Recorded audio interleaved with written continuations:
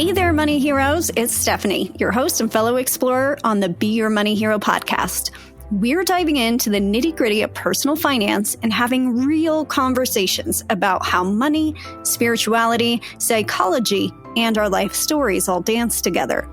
This podcast is educational, but I'm not a therapist, and my guests and I cannot offer personalized advice through a podcast. My goal is to create a safe place for you to learn and get curious about yourself and expand the way you've thought about money. So if you're ready, let's dive in.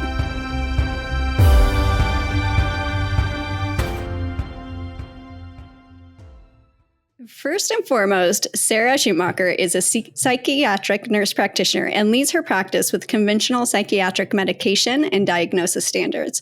She also knows deeply that our mental health is not limited to neurotransmitter modulation. Our wellness is also informed by our feelings of individual safety, our growth and development, our physical health factors like pain or disease, nutrition and digestive health, genetic inheritance, and personal experiences. Sarah has practiced psychiatric nursing in a clinical setting for the last 6 years, treating hundreds of patients with a wide variety of diagnoses and treatment models. Her decade-long practice with Western herbalism also informs her approach to evaluation and treatment plans, and with a focus on the nervous health system and balance, anxiety and sleep disorders, and gut health restoration protocols.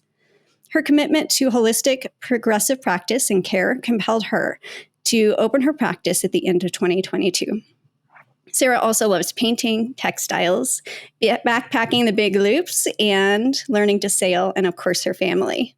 And thank you for being here, Sarah. I'm really looking forward to our conversation. Thanks for having me, Stephanie. So can you tell us a little bit about your journey in becoming a psychiatric nurse practitioner and how you combined that field with medical herbs? Yes, absolutely. Without a risk of sounding too woo-woo about the whole thing, I really do feel like my journey and my path, all aspects of my education and experience have kind of led me to this point, which feels really good, to feel like you are where you should be. I started studying anthropology in my first undergraduate degree back in the 90s. And studying how culture influences gene expression. At that time, we were not talking about the epigenome, but all full circle now, it's a really big part of what I do. I was entering a graduate program and then abrupt shifted my life into motherhood. And we raised our son in a forested area. And when he was really young, we spent a lot of time with the plants outside. And I formulated, an interest in plant medicine and went to the North American Institute of Medical Herbalism in Boulder, where I obtained the Western herbalism certification. So, I hung my shingle out and people that came to see me were it was just really all mental health stuff. It was insomnia, anxiety, depression, and then, of course, all the sequelae of disorders that are going to occur for people with those health conditions. So I knew that if I could help more people, really, if I combined the Western model of medicine, which I was really interested in. And I decided to go for nursing, I think because of time and not going to, med school for another 10 years, after I was already an older adult or an adult. And the nursing model just really struck me because it's just a really holistic, it translates well, I think, into Western or into the herbalism practice, because it's a holistic look here really at the whole person's life and factors and not just a disease model. So, I went back to school and here I am combining both modalities, which was just like always a goal for me. And it's really exciting to be able to offer it. When you and I had first started talking and you started sharing how you combine these two fields, I thought that was really unique because I hadn't really heard of psychiatric mental health combining herbs and some of the more timeless treatments. And so I thought that it was really interesting that you would bring those two together.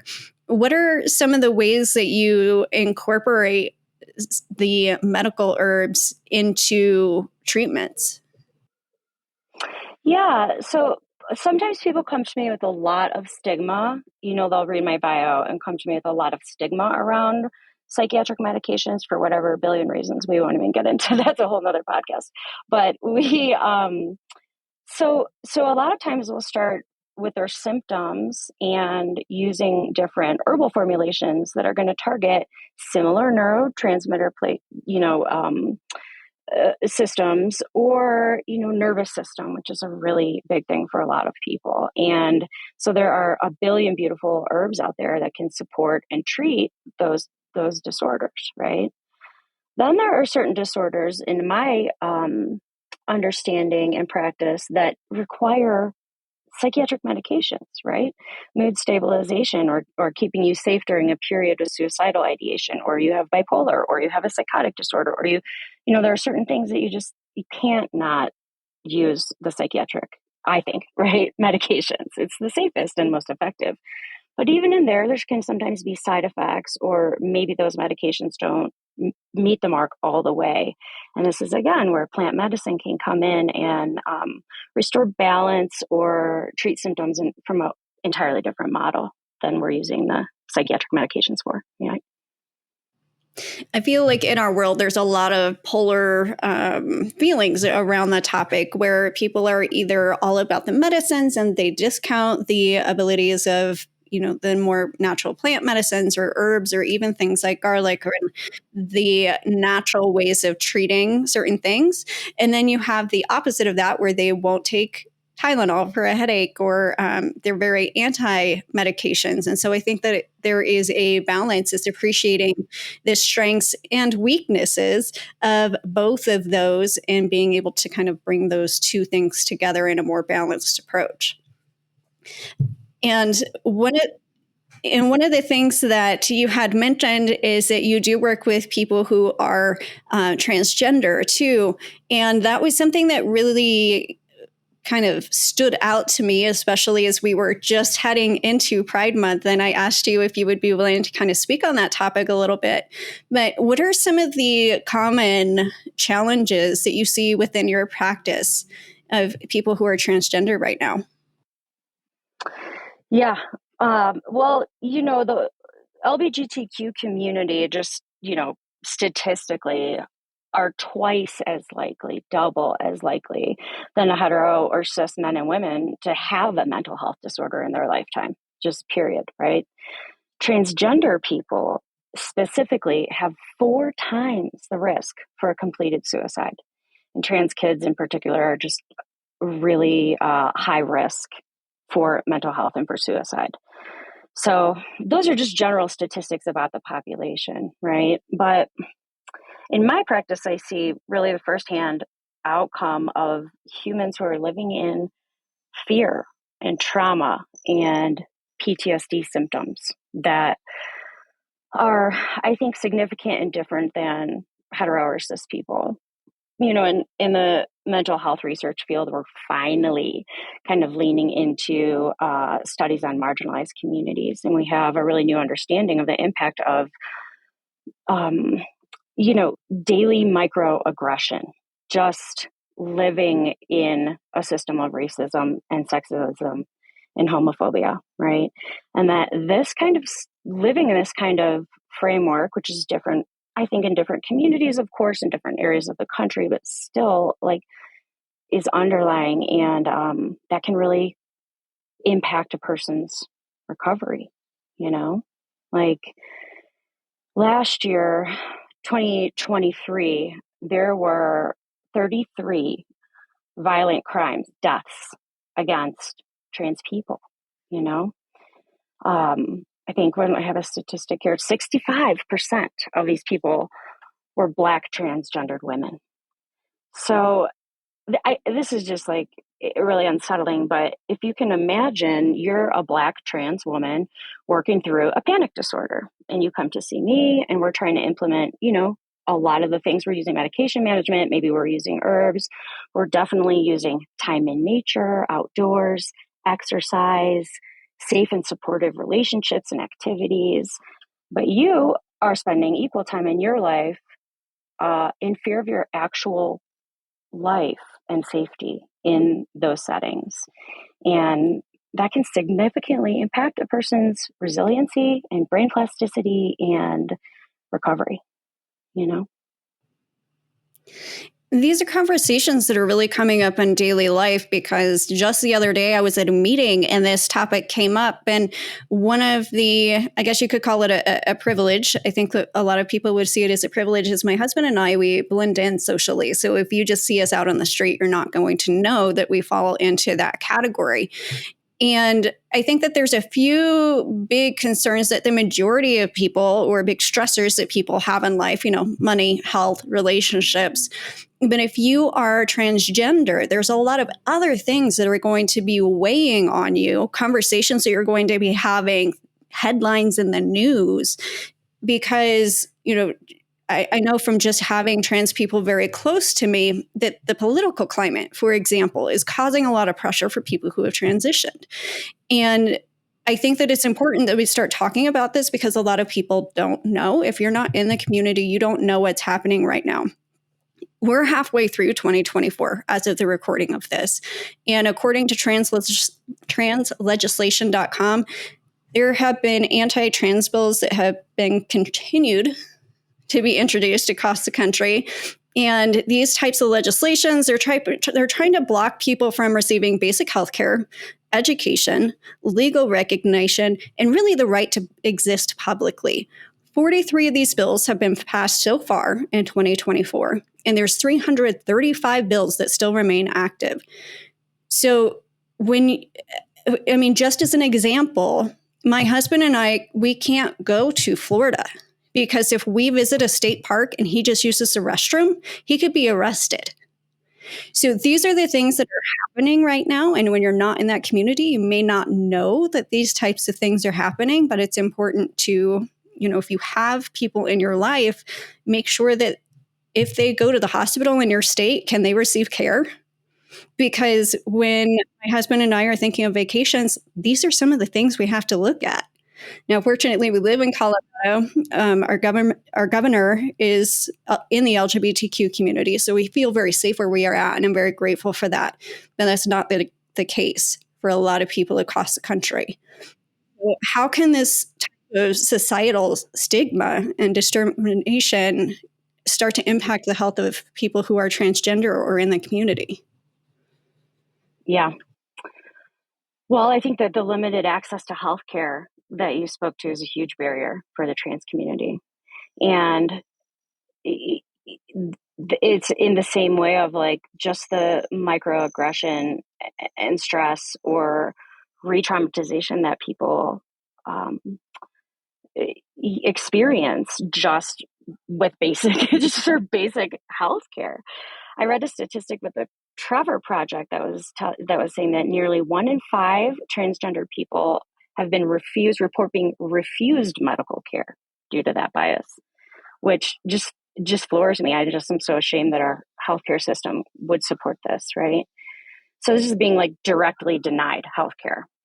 And then another issue is just like allied providers or people that see trans people, but they're not trans or trauma informed. Like you're saying, they're not aware about choosing your vacation based on where you're allowed to go to the bathroom without getting arrested, so they can inadvertently and kind of unintentionally re-traumatize trans patients during office visits. So then trans people are much less likely to reach out for treatment of things like depression, suicidal thoughts, or anxiety, panic attacks, the kind of stuff that I deal with that could be treated and supported, quite simply, but they're not. And they're lacking healthcare because of access and because of trauma. Can you discuss some of the importance of gender affirming care and its effects that it has on the mental health outcomes? I think it's the same things that we're speaking to. Gender affirming care creates a safe place for your person, my patient, to come in and have transparency in their health and not have to hide information from me as their psychiatrist or their primary care provider about their symptoms without being able, safe and supported to, tell all their symptoms or their lifestyle or any competing factors. It's like we're talking about in the medical model. We're trying to look, or in the nursing model, we're trying to look at the whole entire person and all the ways that their health is supported or impacted. And if people can't even tell us that they're trans or don't feel supported with that information, they're not going to give all the information of their life that could inform us on how to best treat them. So I think that's really important. That's, I think, the most important part about gender affirming care is like, I see you, I know what's going on with you, I'm informed about what it's taken for you to get here, which is of course different for every trans person, but that just creates a place of good medicine because then they can tell you what else is going on, Yeah. I see that is really important, even when it comes to our money and getting financial health or financial help, because an amazing amount of people have been discriminated even in the financial industry. And so I think that there's a lot of parallels because your mental health can have an effect on your money too. Because if you are struggling with that stigma of I don't belong, if you feel like you're not accepted by society, you're going to be less likely to apply for a new job. You're going to be less confident going into that interview. You might not apply for a promotion. And even if you do apply for the promotion, you might be denied that promotion. So there's a lot of different financial symptoms that people will experience as a result of being within that LGBTQ community, which is one of my goals that I am working to provide awareness on for other professionals in the industry, but also help people realize like you are worthy just the way you are. Just because you've been raised in an environment where you have been told that people who are like us are not good enough or should be different or that we should hide ourselves, the fact that you choose to be who you are despite those things shows a huge amount of bravery. And you're unwilling to compromise yourself and who you really are for someone else. And that takes a lot. And so I believe that as we continue to learn and grow, and maybe somebody says something, there are times where we have to stand up and, gently sometimes show people, well, have you thought of it from this perspective? But when these issues come up, even within myself, I can find myself feeling defensive. So when I was in this meeting the other day, I could feel myself getting a little defensive around the topic, but I thought that it was important to bring myself back, kind of center myself in those few seconds that I had and take a deep breath, because at the end of the day, it's hard for people to really understand the transgender experience if that's not an experience that they have had. And as humans, when things are not familiar to us, we tend to be afraid of them or uncomfortable with it. And so that I think that it's something where if you really just start to learn about the topic and hear people's stories, you will realize that they're not, so different after all. They're still human. They still want, all of those basic, feelings of safety and feelings of belonging. And a lot of times, regardless of where we're at in this country, we want the same foundational things. But what do you think that people in the mental health industry, practitioners, therapists, what do you think that they can do, or what actions can they take to become more effective allies and support the transgender community? Yeah, good question. I think, I think it starts with kids because I think that they're just like our most vulnerable population, transgender kids. There are, 40% of homeless youth identify as LGBT LGBTQ, sorry, as queer and trans, right? And so I think that when we're talking about a financial security, that's a huge thing, right? If you're a person that leaves home early, like a lot of trans people do, or end up on the street or not with an education, then that can significantly impact your early financial patterns and choices, can't it? Right? Um, sorry, but as a mental health provider, really understanding kind of what the statistics and what's going on in the population, and really looking at kids, because just teens in general, are not always going to say that they are being bullied or abused, right? Or mistreated. Their teens are not always going to say that they are being, that they have suicidal thoughts. And then you combine that with trans kids who, remember, are 4 times more likely to commit and complete suicide. So those kids, you can pretty much, guarantee are being marginalized or abused in some way. Now, if they're in a safe school community, in a safe home, then that's significantly different, isn't it?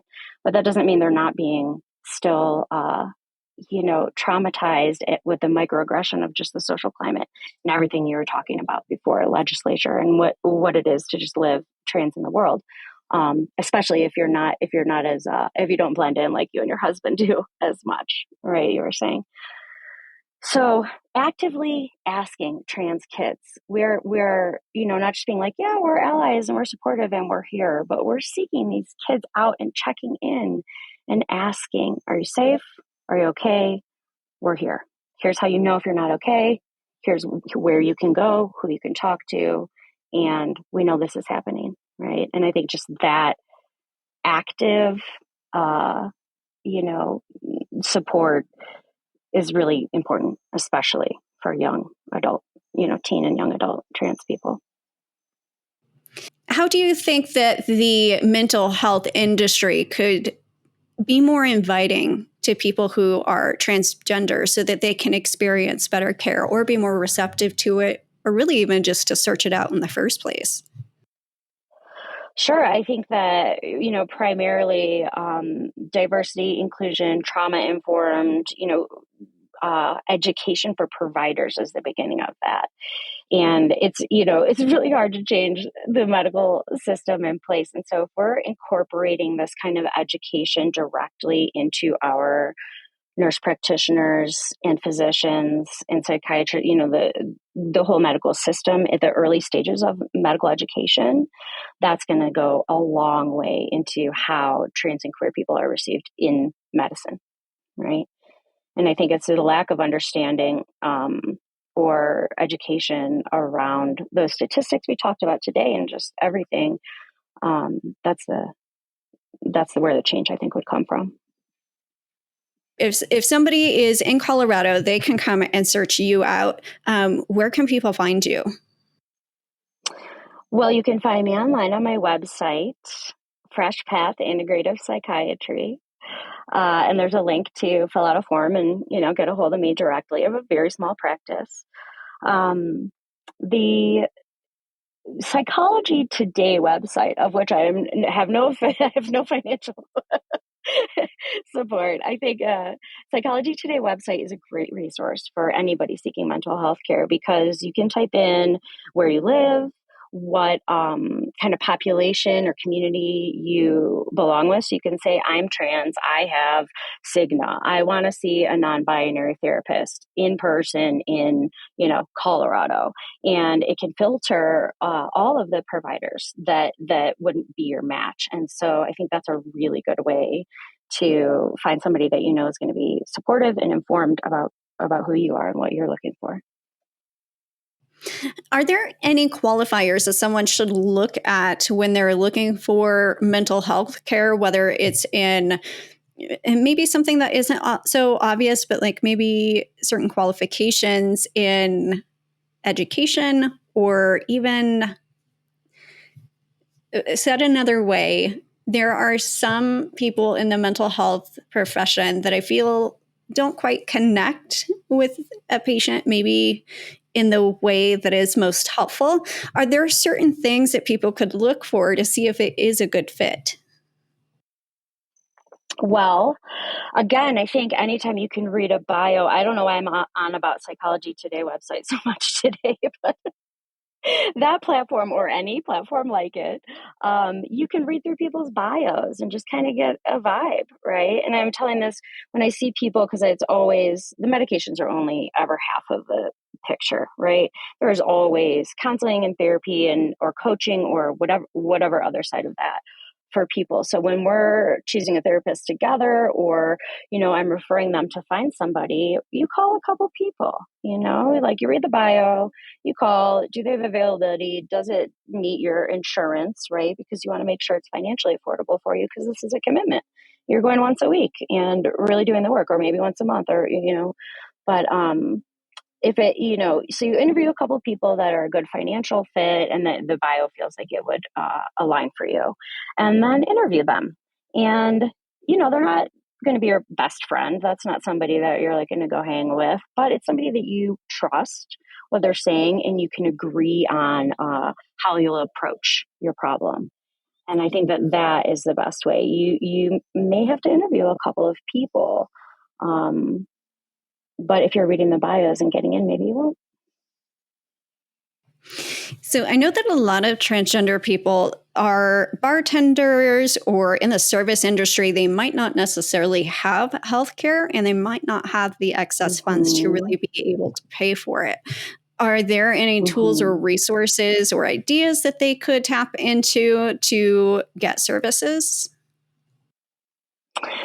That's a hard, that's a really, people who don't qualify for Medicaid, Medicare, but can't afford insurance or don't have insurance is a net where it's a pocket, right? We need a safety net for those people, which there are a lot. I think having health insurance is an important choice. Maybe you talk about this in your financial planning, right? I know that if you have a mental health disorder, having healthcare coverage would really be a primary priority, because you need that support more frequently than just like, oh, I get strep and I need an antibiotic, or, it's kind of a longer process. So I would encourage people to look at whatever kind of insurance they might be able to afford, even if they're paying out of pocket or if they're applying for government programming, right? Otherwise, some people work with sliding scale. I myself actually have a free clinic to kind of support that population of people that are not Medicaid, Medicare, but don't have insurance. And, those slots get filled quick and but, some providers have, a sliding scale or just certain clinic spots where you could be seen for less money or for free. There's a lot of ways that we can do things ourselves for free that can help our mental health, like working out, for example. Absolutely. Will you talk a little bit more about other things that you can do, whether it's watching your diet, maybe, red dye, I think is 40, for example, can cause an increase in certain mental health problems. But would you talk a little bit more about the things that we can do kind of in the meantime or in addition to professional help? Yeah, absolutely. I think the foundation of mental health is sleep. And I think that if you want to do anything for yourself to support your mental health, that is setting a timer on your phone for a rational bedtime of when to start to go to bed, putting down your computer or turning off your TV or putting your phone away, charging somewhere not your bedroom, right? You wash your face, you lower the lights, and you are using some sleep herbs or a very light dose melatonin or nothing, preferably, to fall asleep, right? But that you're really taking your sleep pattern and your sleep hygiene, we call it, really seriously. And you're putting yourself to bed in a really intentional way and getting 8 hours plus, right? That is the foundation, I think, of mental health. I know that there's different ways of creating sleep patterns that are helpful for different people. So, like, I know for myself, I need to really exhaust myself. And my daughter is the same way. Like, we need to be physically tired before we go to bed. But then some of my other kids, like, they need to be in bed, half an hour to an hour before they actually go to sleep. And so it's really getting curious about how you sleep best. For some people, it might be in complete silence and darkness. For some people, they might need the fan on. My husband is one of those people. Some people might need it warmer. Some people might need it colder. But I think that if you have a routine leading up to your sleep, that can also help because that gives your brain cues. And those cues, I think it was talked about in Atomic Habits was the book. Kind of the science behind the patterns that we create within our brain and the cues that we take. And so creating those patterns and creating those routines can be helpful. I'm pretty lucky in the sense that I haven't had a lot of insomnia or sleep issues, but there have been points and times in my life where I have. It's either due to stress, it's usually related to stress in some way. And I feel like for me, that stress creates this unrest in my brain where it's almost like subconsciously I can't sleep because it's not safe. And so it's letting go of those things that are bothering me. And whether it's through visualizations, there's meditations on YouTube that you can do. But those meditations are one of the most helpful things for me and also for my kiddo. Fantastic. Absolutely. Because my kiddo has some trouble falling asleep sometimes. And so those are some other tools that I think that could possibly be helpful. Do you have anything else that you think that kind of helps leading up to sleep and getting better sleep? The 5-minute guided breath meditation is beautiful. Unwind from the day, disconnect, and before you're falling asleep, to kind of calm your mind, calm your nervous system, and cue your brain. It's bedtime. I love that, and I recommend that for people a lot. And if we're talking about insomnia in particular, the sleep, there are a lot of great sleep herbs that can support that. But again, it's just like cueing your brain to it's going to be bedtime. And so especially when it's the high stress times and you're worried about something, or there's upcoming, or you're just anxious in some kind of way, that's like the hardest time, I think, for people to put themselves to bed effectively, but it's the most important time.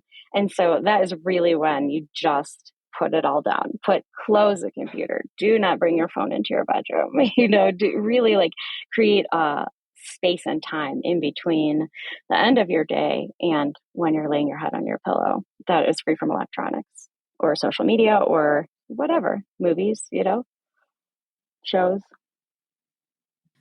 I love all of those because I think sometimes when we're on our phones or if we're watching TikTok and then we see something on TikTok and then we're thinking about that, or even sometimes if you're watching a show on Netflix, then you're just kind of thinking about the show. So taking a break between the media and devices and creating just that like calm and peaceful space. I've also heard that it's very beneficial to keep your sleep space only for your sleep space. So avoid watching TV or working in bed, not eating in bed, like all of those activities should be kept outside of that space. And so that helps with those cues for your brain. Again, when you're in that space, it means it's time to rest and it's easier to help your brain disconnect. Yes, absolutely. It's a really good way to go. So we're going to move into some of our closing questions. I'm going to make sure that there are links at the bottom of the show notes too, where people can find you. I will put a link to Psychology Today too, in case you are not in Colorado. And Sarah, what is one of the biggest aha moments that you've ever had in your life? One of the biggest aha moments, this is, I think, really on track with the conversation that we have been having today. I'm a white woman, and I remember doing some early training.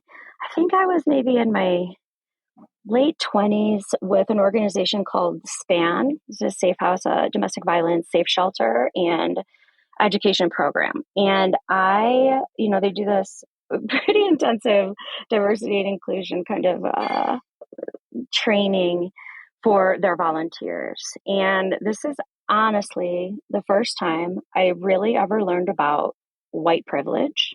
I know this is crazy embarrassing to say, but I am in my 20s and never really got it, right? I understood social inequity, and I understood like what was happening for Native people, and I understood like the privilege of being, educated and able-bodied. But what white privilege really was, I just remember that really, I've always considered myself an activist and an ally, and understanding that, and then doing my own personal work on how I can align my understanding. That was a huge shift in my psyche and the way I can approach supporting others as an ally. Thank you for sharing that. I've also gone through those periods too, where you realize that when you're growing up, you think that everything in your bubble is just the way it is everywhere. And there comes a point in your life that you realize the way that you are, the way that you grew up, the way you see the situation is not the way that everybody sees it, and that there's lots of different circumstances. And I think that it helps you open up to being a little more empathetic and understanding that even if someone goes through the exact same thing as you do, they may not see it the same way you do, or they may not have had the same experience that you had through that situation. And so it can help us start to talk to each other in a way with more understanding and less judgment. I'm very excited that we were able to have you on the show today. Is there anything else that you'd like to leave our listeners with? Well, just thanks so much for the work that you're doing with your financial pride. And I'm just so excited that these are the same kind of models that are supportive and inclusive, and really just like changing how we approach our finances. And that's just brilliant. I know when I met you, and the person that referred me to you said you were a trauma-informed financial advisor, and just blew my mind. I was like, that's a thing? Like, that is brilliant. Why doesn't everybody practice from that framework? So I just really love what you're doing, and thanks so much for having me on.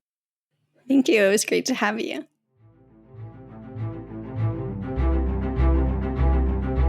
As we wrap up this episode of Be Your Money Hero, remember that your financial journey is a path of self-discovery. If you have questions that you would like answered on the show, please submit them to info@beyourmoneyhero.com. If today's conversation resonated with you, share your thoughts and insights with our growing community. Subscribe for more empowering discussions, and always remember, you have the power to be your money hero. Until next time, keep growing, money heroes.